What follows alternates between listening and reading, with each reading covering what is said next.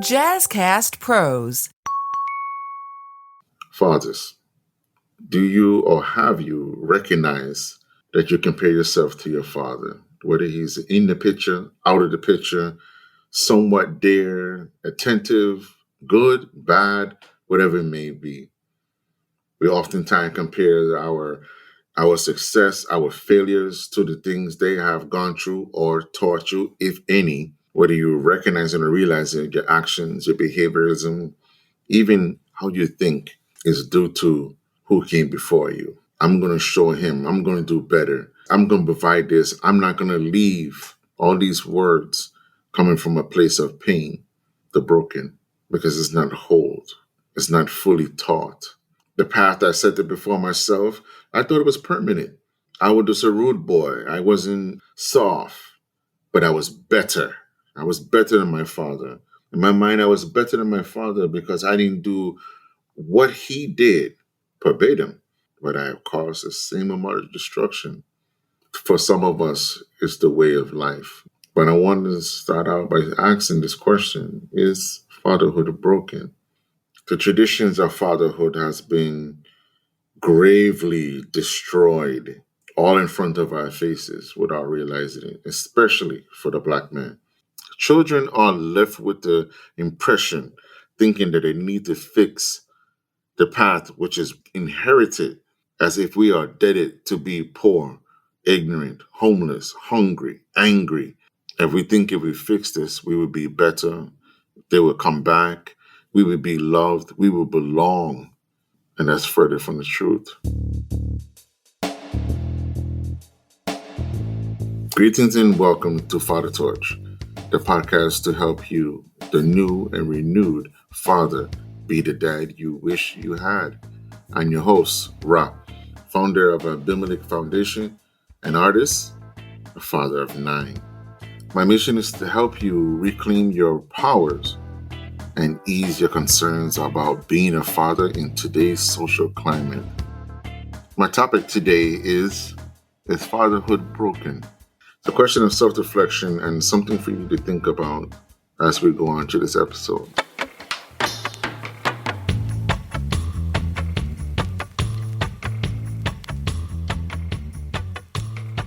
Three years ago, I was in a coma. Surviving a coma has put me in a different state of mind. The experience you experience in that realm, that journey, it's like no other. It made me understand my position as a father and why I do the things I do. The question is fatherhood broken? Has given me a baseline to really evaluate my fathering, my skills, my overall ability to execute, protect, love, and respect. Respect my ancestors, respect the fathers before me, and understand that I am not alone. You ever wonder to yourself, as a son of a father or a daughter of a father, but I speak immensely to my men right now, is fatherhood broken? And when I speak of broken, I'm speaking to the mentality, it's the mental, spiritual, and physical of fatherhood, the advocacy of which we promote to our children.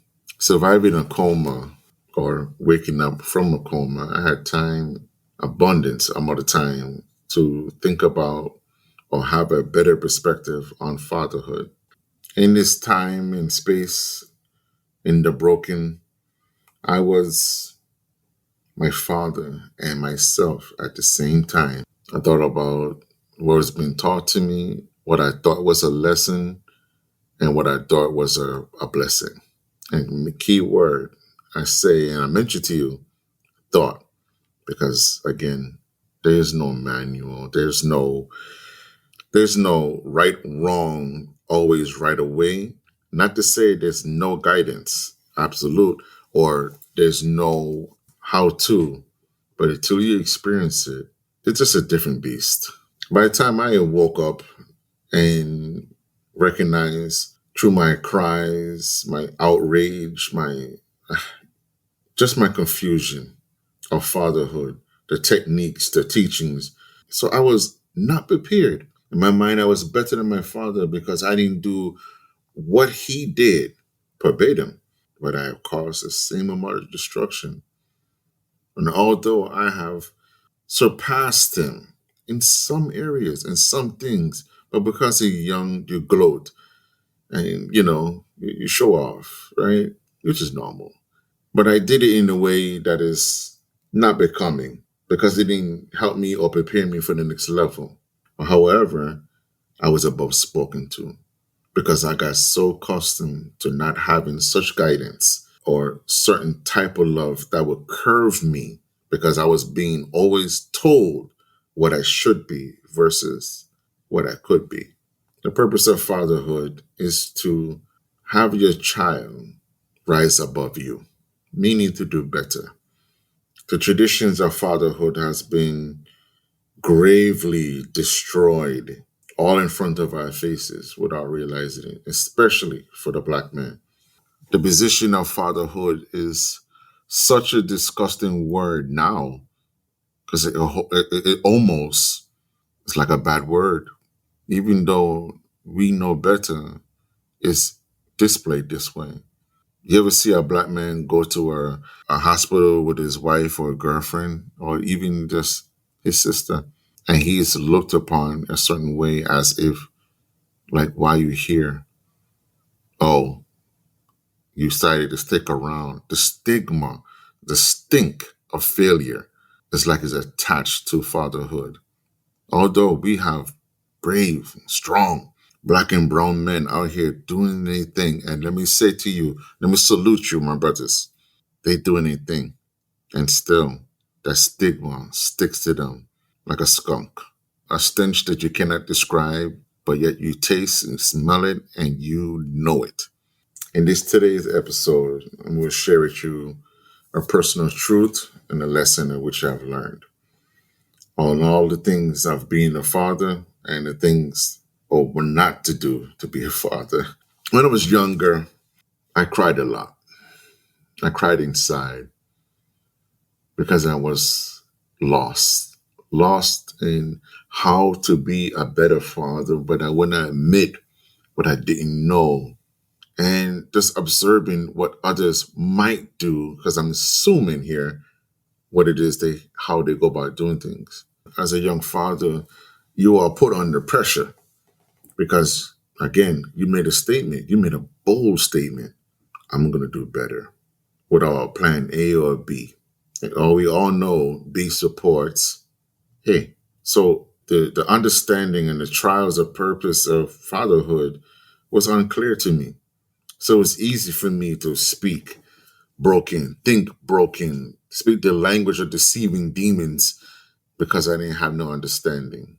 Once I woke up, I recognized my understanding of what it meant to be a father.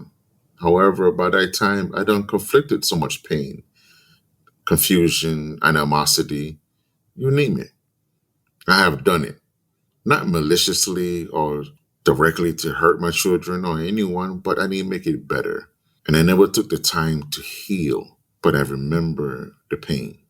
It's, it's painful. It's painful.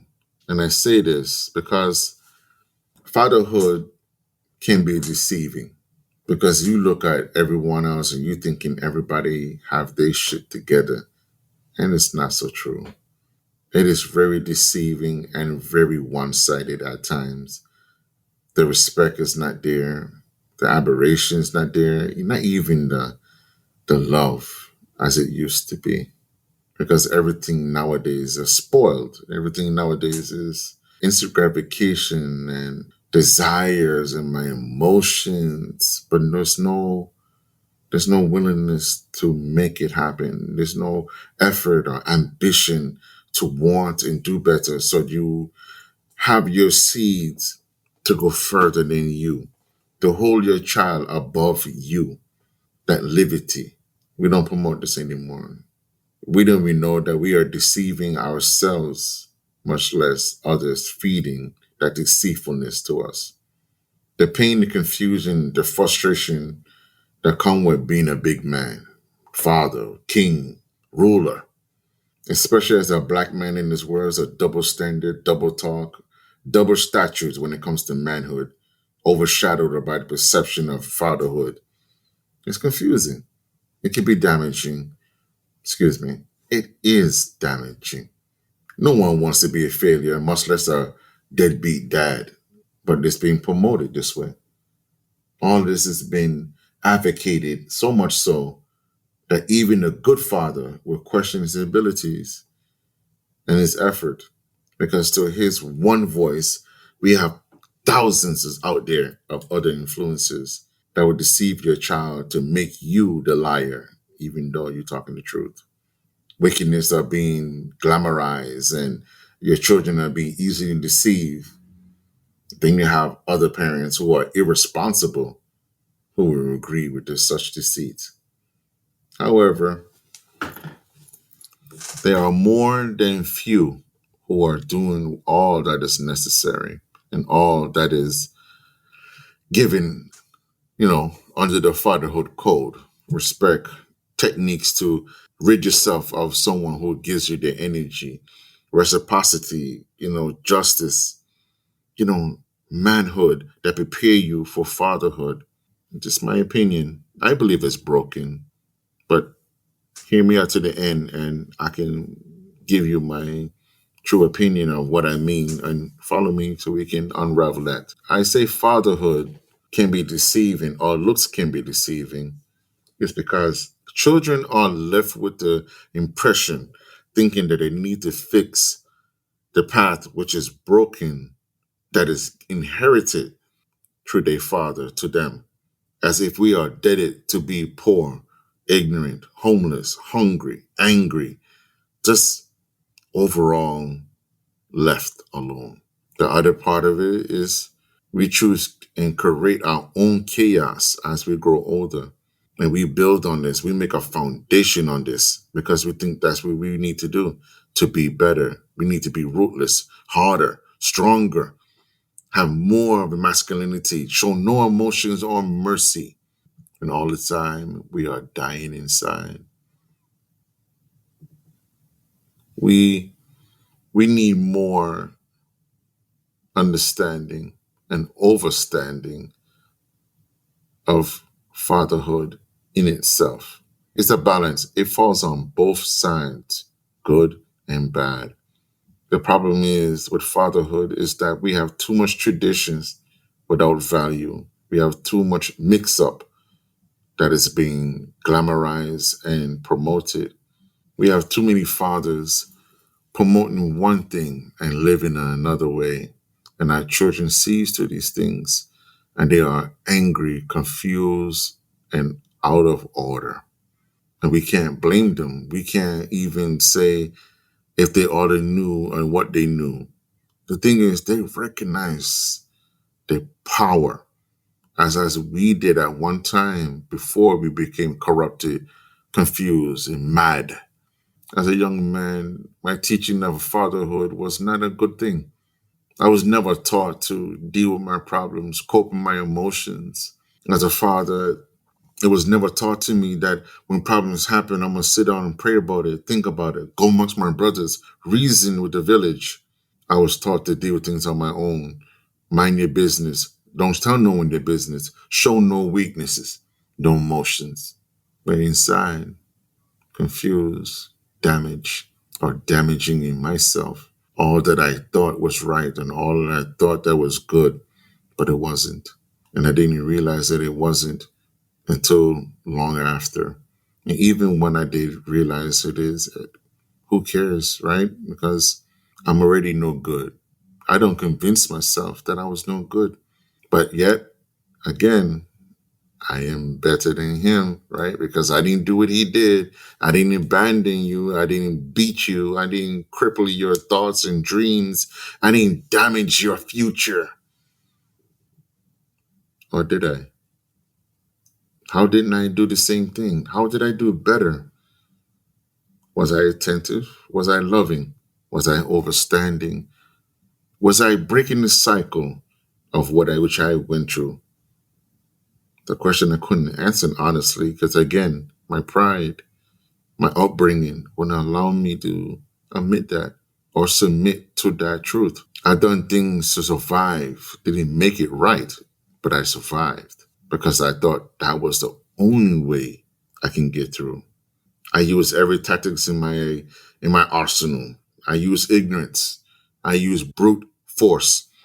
I argue. I bite my teeth. I showed my claws. I roar and I blew like the Dickens to get my point across because I thought I was or becoming the broken as my fathers without understanding, without knowing what this meant to me.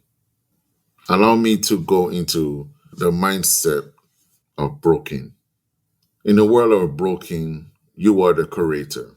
You create your own world. You are God.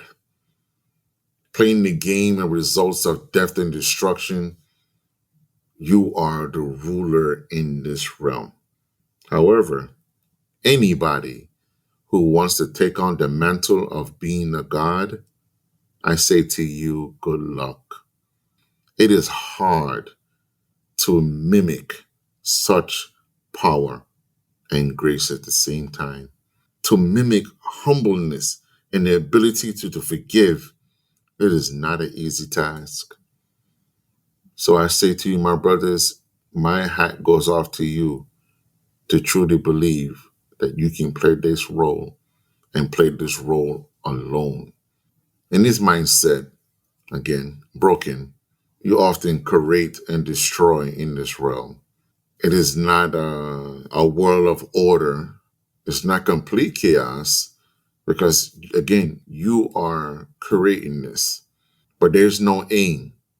There's no learning. There's no learning from their mistakes. It's just creating a world that you think you're going to be comfortable once you create it. Because if it's more like you, right, you'll be more likely to be, you know, yourself. But how can you do that when you didn't love yourself? How you create a world that you don't know yourself? You have to know yourself. You have to love yourself.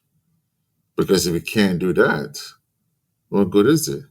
What good can you be, or how good can you be to yourself, much less to your children? As a father, it is important, it is very important for us to be mindful of the world in which we create. The children are one aspect of that world, but however, you play the bigger part because you create the realm, the thinking, the speaking, the act, the spiritual connection. We do empower which kind of spirit we want around us. They don't come voluntarily. We draw them, good or bad. We draw them to us through our mouths, our tongues. We manifest these powers, even as far as creating our own destruction. So here it is. I created this world. I created this world that I was always the right one.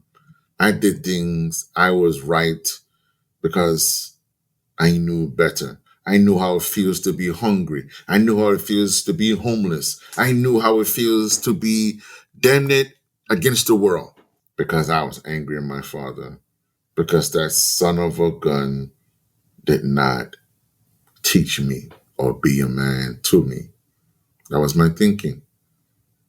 The realm of broken, the realm of being broken. And when I built my world, and mighty was it the world, the mighty will look at my world and say, oh, behold, beautiful, courageous. I mean, just strong. And no matter what I looked at, no matter how much I built, I can never feel satisfied. Because to be satisfied, I had to love something. I had to care for something. And that wasn't the case. That wasn't the case. I can't care and love something and expect to be shown strong gratitude or even be humble to it. So I destroy it. I ruin relationships. I distance myself. I curse anything that remind me of him, not realizing that involves me too. No matter how good the comments were or the praise was, it was never good enough because it wasn't him. It wasn't good enough because it wasn't him. Even though I was angry and furious I still wanted that son of a gun validation to make me feel whole, special, belong. And because I couldn't get that, because again, I'm not talking to him. I have no idea where he is. I'm by myself. I'm having the baby mama trauma, and I'm having my trauma and the world's trauma on top of me. And how can anybody help me when I think everybody's against me? How can I know when anyone is helping me if I'm drowning in my own blood? And the thing is, no matter how much or you try to help me, I reject you because, again, I can't tell the difference. All I know is that I'm drowning and I feel no way out. So, the best thing I do when I feel like I have no way out and I feel like there's nothing happening, I seek death. I seek death. And death is a whole different beast. But before you seek death, a person often looks at their worthiness and looked at what they are worth. Fathers go through this many times over, sometimes doing the same dumbest shit and don't realize they're repeating the same thing, all because they didn't learn the lesson from the past, present, and that often means the future because they in the present, which dictates the future. A lot of times when we are thinking about worthiness, your worth, we're thinking about the purpose of your happiness, your security, and the wholeness that we strive for, the complete self and defined by the abilities, look, love, and speak with a chargeable word of wisdom, right? Knowledge and experience that describes the complete self and belonging to those who look like you, love you, I should say, speak like you, and look like you. If you have all these aberrations, these things instilled in you, then death is not something you look forward to. But without those worthy qualities and aberrations, you seek death. And even as a grown man, I may have been suicidal, but it doesn't mean a thought hasn't crossed my mind or crossed my path. But in my world of the broken, I sought out death. This occurs after a lot of all of you godly ways and powers have been exhausted, right? In this world, you are exhausted because you built so much to try to acclimate your achievements, your goals, things you have done. You could have been a CEO and do all these wonderful things, 500, fortune company, and you still exhaust that godly power which you use and thought you was creating. It was ultimately just destroying or creating your own destruction. Reaching a point of no return, you feel the loneliness that only promotes destruction. I myself, one time, used to think, a warrior's death is the way you should go out, guns and glory. But that is not a warrior's way. Not in Sankofa, not in tribes, not even the Rastafari way. A warrior protects. A warrior protects. And in today's society, it's not promoted. I mean, black families, brown families are being destroyed left and right for decades, centuries even. It's catastrophic psychological damage to the black and brown families in communities nowadays, and then some. What more can you do to destroy a black family other than take away or remove the father from the household? Send him back broken, without a purpose. He would destroy their house inside and out because he feels no worth or feel worthy. And as a warrior king, there's nothing worse than feeling empty and aloneness with no understanding, with stigma attached to you like stinking skunk. And nothing worse than that. And a woman, the mothers, are left to defend what was or what used to be a man, a father, a warrior king. But you live and learn. Understanding a warrior or a warrior king don't seek death. A warrior protects the ones he loves, protects those he loves, and understand his role is not to simply just die, but to die for the ones he loved.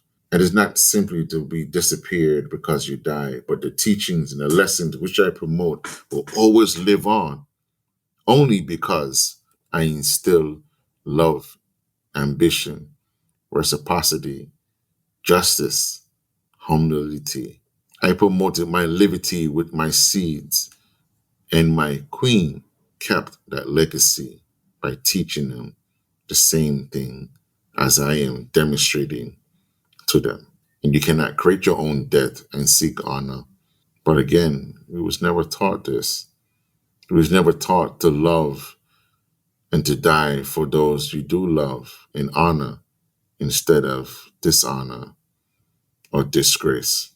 So our children learning and everything that's happening nowadays, they are learning from us fathers. They are learning from the broken techniques, the monarchy. They are learning the damage and destruction from our mistakes and our teachings. To ask a question, is fatherhood broken? I gave an answer in a way that it may seem that I agreed 100% that it is broken. However, to be fair, I'm going to speak my true answer for this. As a father, one of the most powerful things you can do is to hold your child purposely and gain insight into their worthiness in their existence in your life as a father. As a result, because we have failed this lesson, and as a result, we should try to focus on healing from our own traumas and begin teaching the lesson of forgiveness and the ability of being vulnerable since we have failed this lesson. And fathers, today, it should be a blessing for your children to be in your life. Key word, in your life. Even though you brought them forward, they should be a blessing to be in your life. The whole point of a legacy is the continuancy of the lessons which we're supposed to learn as we grow so that your seed can keep planting and improving that farming, that caring, that nurturing, so that your words, your teachings will live on far beyond your flesh. We as fathers today, we are not broken. We may see broken and we think we need to fix it, but in reality, the broken that which we are trying to fix and we are trying to overcome, we should try to stop fixing it. The ruins are not a sore or a place to be feared. They're in a place of time and space at the same time. And it's there to remind you of the lesson that you need to learn so we do not repeat it. But we often fail this lesson because we think through the anger and the emotions and the things we've seen and we felt that we need to fix it to be better. However, hardship can be painful, and hardship and reality oftentimes are not our best friends. But we must learn to overcome and do it together, where your hardship is my burden and my burden is a lesson for someone else or your own to do better. You got the cut, the scar, you got the callus, you did the hard work. Not just do the hard work so your children can be easy raised, but it's to pave the way. Our fathers before us did not correct the road because it seemed broken to them. They added to it. They added to it. They built as they went.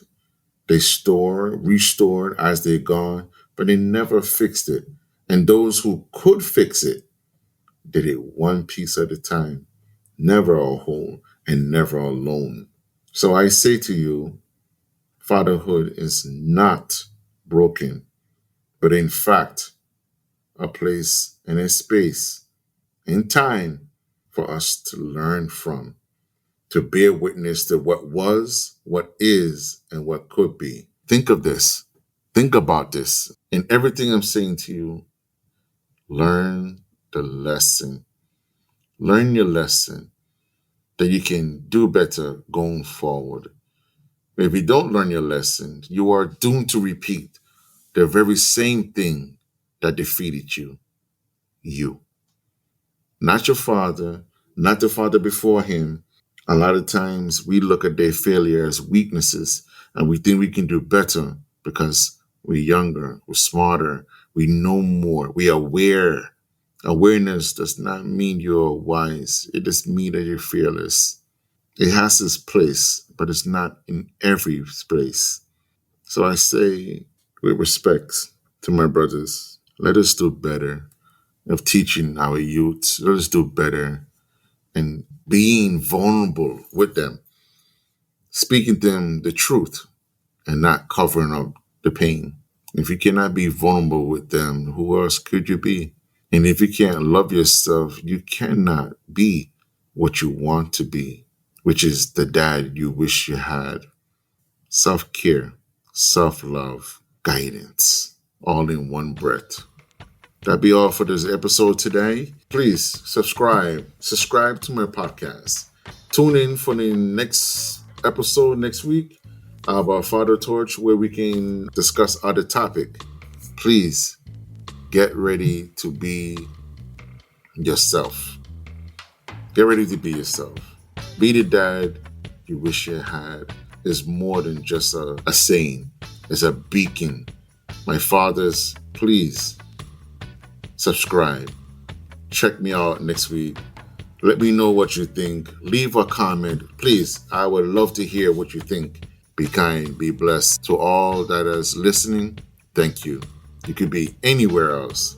You're here listening to me. Ra, I tell you, I am greatly appreciative of this. And thank you again. I'll see you next week. Be blessed. Jagai.